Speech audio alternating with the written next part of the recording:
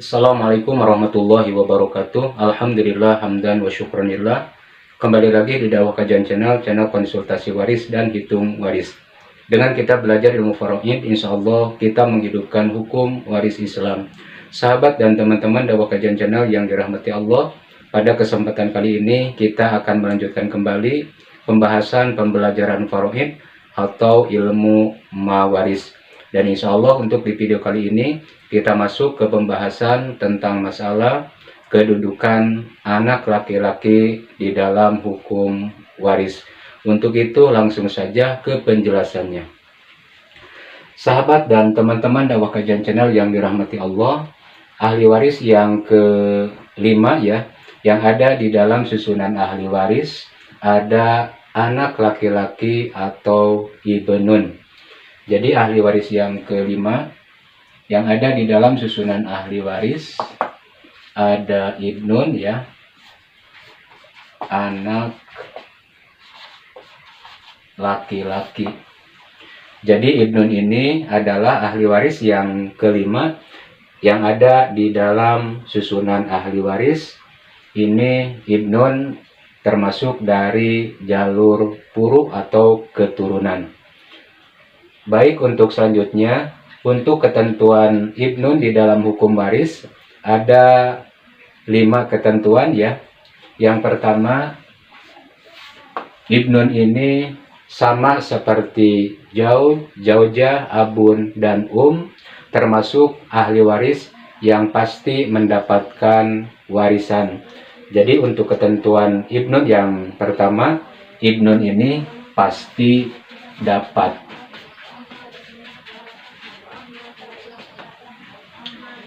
Itulah ketentuan ibnun yang pertama, pasti mendapatkan bagian dari harta warisan. Kemudian untuk ketentuan ibnun yang kedua ya, ibnun ini bagian pastinya menjadi asobah binafsi. Jadi ketentuan yang kedua, ibnun ini bagiannya menjadi asobah binafsi. Kemudian untuk ketentuan yang ketiga, ibnun ini sama seperti zaujah, abun, dan ibnun juga ahli waris yang tidak bisa termahjub. Jadi ibnun tidak bisa termahjub. Untuk ketentuan ibnun yang ketiga, ibnun ini tidak bisa termahjub ya. Artinya ibnun ini pasti dapat. Kemudian untuk ketentuan ibnun yang keempat ya. Untuk ketentuan ibnun yang keempat, ibnun ini bisa memahjubkan ke ahli waris yang lain ya. Memahjubkan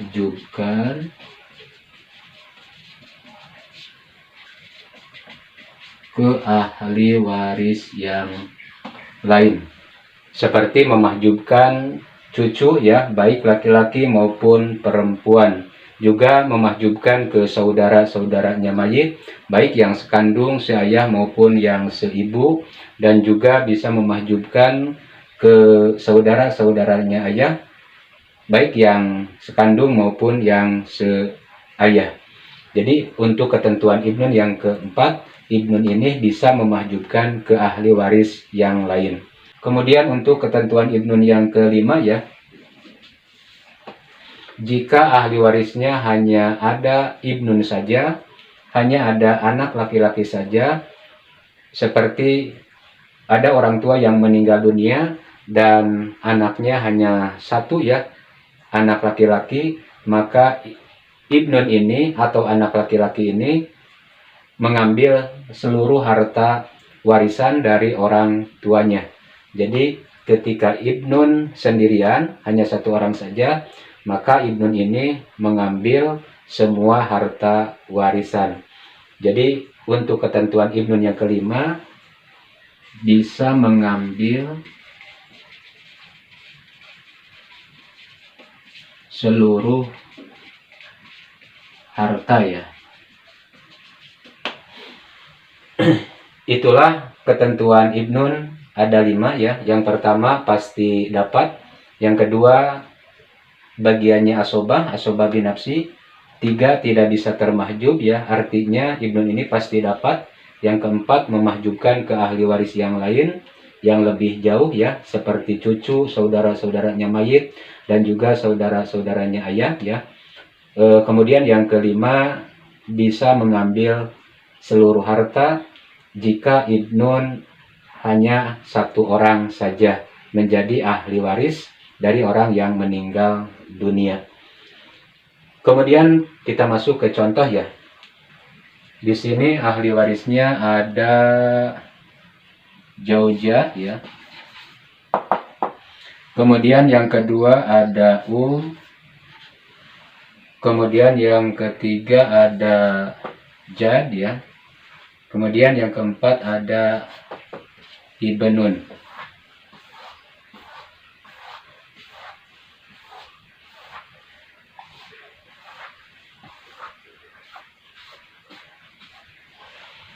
Ahli warisnya di sini ada Jaujah, istri, ibu, Jadun, kakek, Ibnun, anak laki-laki. Kemudian untuk selanjutnya kita tentukan bagian pastinya ya.